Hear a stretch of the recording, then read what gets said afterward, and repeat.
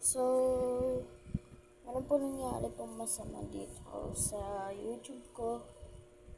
At parang meron din sa mga kaklase kong nagsabing, sino ba si crush ko daw? Pero yung leader namin sa group ay meron sinabi na meron daw na ano sa amin, nagtataksil ganyan sa group. Yung parang hindi ko lang masabi kay Romelin. Romelin yung YouTube. Yung parang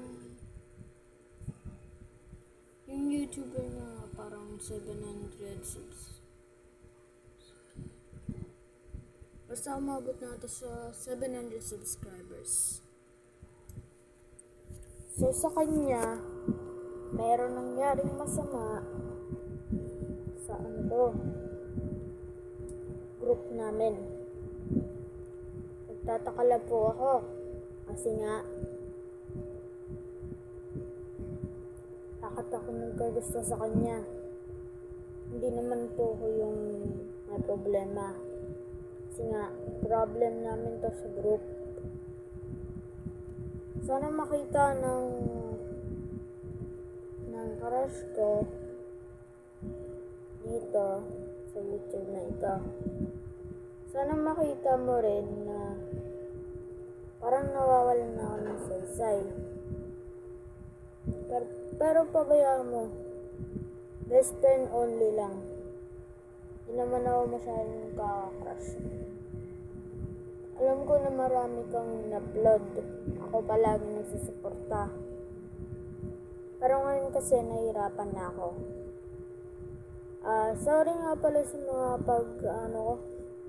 pagmamasakit sa iyo. Sana makita mo rin to na nahihirapan din ako kaysa sa iba. Ikaw kasi, madali ka lang kasi gusto mo diba maging famous. Ako rin naman, pero di naman sa ganyan. Kung gusto mo maging famous, ikaw lang mag-isa, di na ako kasali. Kasi nga, ikaw na nagsabi, dapat ako na lang. Ako na lang dapat So, sorry Romel, kasi nga,